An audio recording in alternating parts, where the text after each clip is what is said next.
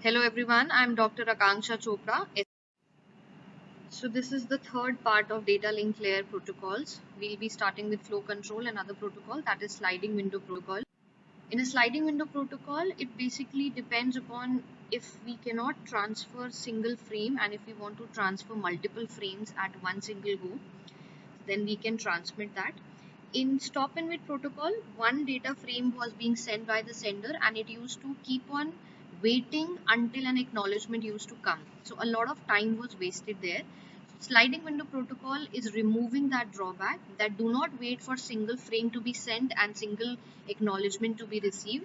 Here we can send multiple frames combined in a window. We can have multiple frames in one single window. There are three different factors dependent on that. First is called the sequence number. It is a number given to each outgoing frame. Then is a sliding window. They are basically the buffers where simultaneously multiple frames can be sent. And in a sliding window, it also stores multiple frames to be sent. So both sender and receiver will be having this sliding window. Then what exactly can be the maximum size of a window? It basically depends on, for example, we have 7 frames to be sent. So the range will be from 0 to n minus 1, that is 0 to 6. We have both windows of sender and receiver. So sender sliding window, something looks like this. For example, we have 7 frames to be sent. So our window will look like 0 to frame number 6. Now once we are sending the frame, we can see that the left hand side of the wall of the sender window will slide towards the right if a frame is sent by the sender.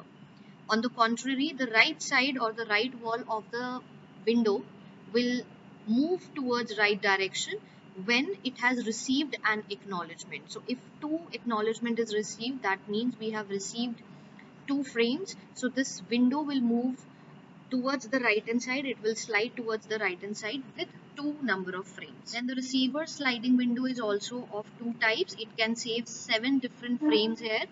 The left wall will move towards the right direction if a frame is correctly received, and the right hand side of the wall will slide towards the right if an acknowledgement is sent from the receiver side. So it will keep on shrinking and expanding. Shrink happens on the left side and expansion happens on the right. So this is an entire example wherein a sender and a receiver is sending number of frames. We can see that we have frames from 0 to 6, then from 7, again a 0 to 6 will be starting. Receiver and sender both have the same number of frames available here. We can see that a set of 7 frames are set in the window. So for example, the sender sends data number 0 frame towards the receiver. So we can see that the sender has shrinked its window from the left hand side as the frame number 0 is sent. So it will shrink it with 1 frame. Similarly, since receiver has received the frame number 0, it will also shrink its window from the left side. Then the sender sends the frame number 1. It has shrinked its window again from the left side. Receiver receives the frame number 1. It has shrinked the window from the left side. Now the receiver sends acknowledgement 2, which indicates that frame number 0 and 1, that means the previous 2 frames has been correctly received. So in that scenario, sender expands its window from the right hand side, bringing frame number 7 and frame number 0 in the window. On the similar other side of the receiver, receiver has also expanded its window towards the right with frame size as 2 because it has sent an acknowledgement as 2. So 7 and 0 are again bring in the size by the receiver side.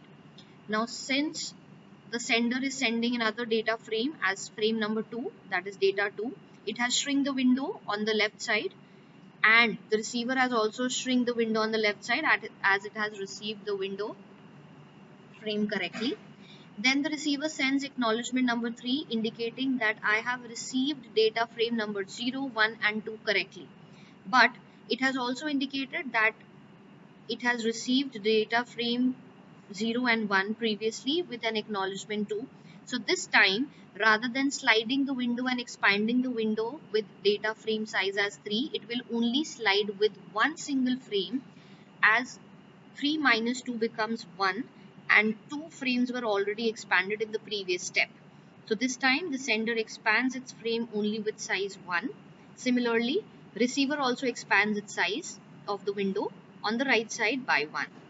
Next, the sender together sends data frame number 3, 4 and 5, and accordingly it shrinks on both the sides. Sender also shrinks the frames and receiver also shrinks the frame. Then the receiver sends an acknowledgement number 6 indicating that frame number 0 to 5 are correctly received. So how much window should be slided on the right side is decided by the current acknowledgement number minus the previous acknowledgement number, that is acknowledgement number 6 minus 3. That means sender and receiver both will slide their windows on the right wall by 3 number of frames. So we can see at the last data transaction, frame number 2, 3 and 4 are added in the frame window on both the sender and the receiver side. Just to note down one single thing, that in a sliding window protocol, whenever the sender wants to transmit the data, it can transmit all the number of frames in the single window at one go, or it can transmit it one by one.